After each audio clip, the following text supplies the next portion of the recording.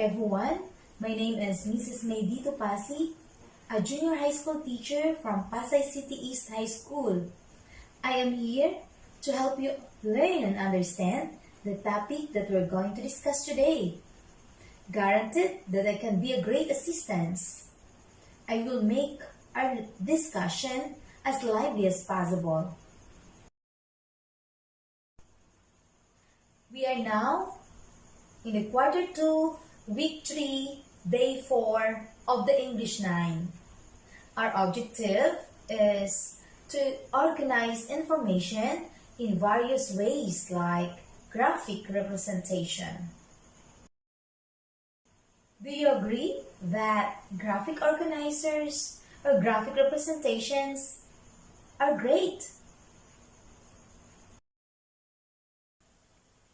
Who are the persons who usually use the graphic representations? Yes, the reporters, the journalists, the researchers, the teachers, as well as students, the businessmen, and others. By the way, what do you mean by graphic representations? Graphic representations or graphic organizers, they are visuals or graphic displays that organize ideas and demonstrate relationships between different informations and concepts. What are the examples of graphic representations?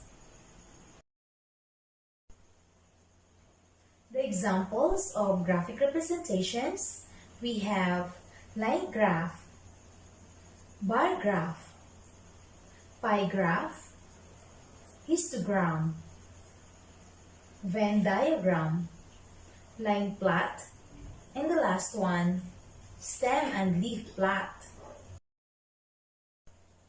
And now we have the graphic organizers. They are the T-chart, main idea web, sequence chart, and the concept map. Line graph, it is used to display continuous data and it is useful for predicting the future events over time. Here is the example of the line graph. The coronavirus pandemic hit jobs. Take a look with the given data. Another one, we have the line plot. It shows the frequency of data on a given number line.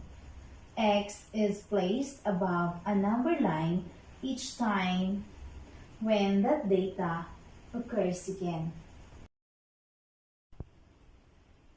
Take a look at this given example of the line plot. Observe the given data.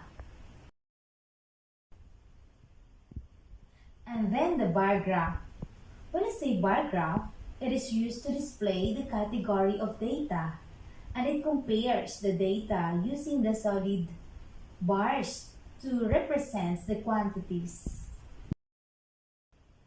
And here we have the histogram. When you say histogram, it represents the frequency of numerical data that are organized into intervals. Here is the example of the histogram. Here is the circle graph.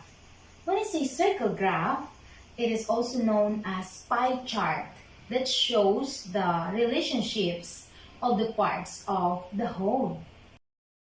Here is an example of a circle graph or a pie graph. We have here, how much water do we use every day? And then we have the Venn diagram. When I say Venn diagram, it is used to compare and contrast different elements. It helps to visualize similarities and differences. Here is an example of the Venn diagram. Let's find out the differences and similarities of the whales and fish. Here is the T-chart.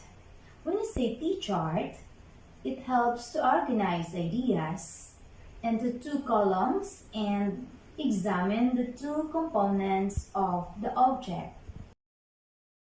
Here is the example of the T-chart.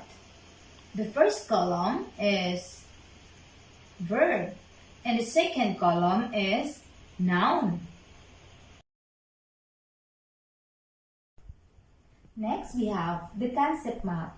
When you say concept map, it shows relationships between the main idea and the other information.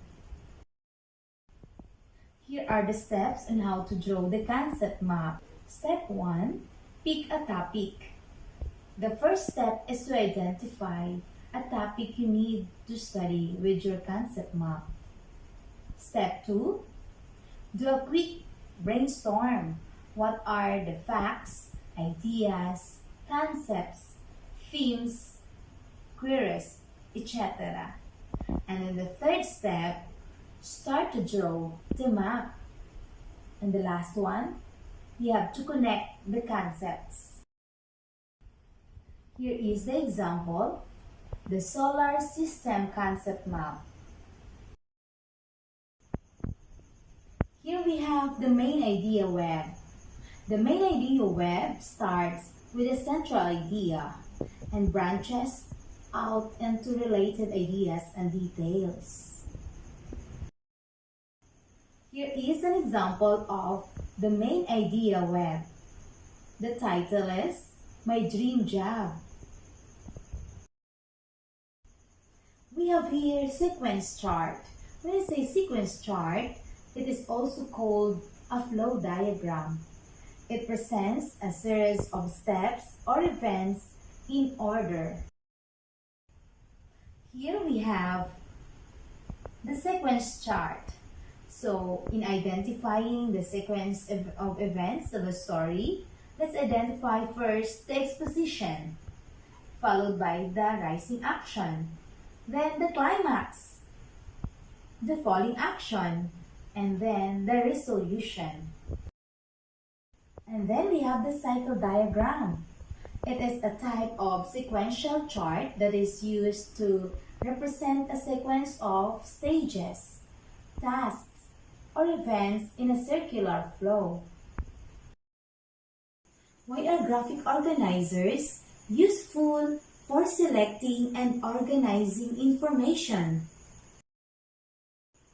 Graphic representations or graphic organizers are useful learning tools to organize, clarify, or simplify complex information. And that ends our lesson for today. Did you understand it very well? If not, you may go back for the lesson presented in your module. If today's lesson is very clear to you, congratulations! You may now answer the exercises in your module. Good luck!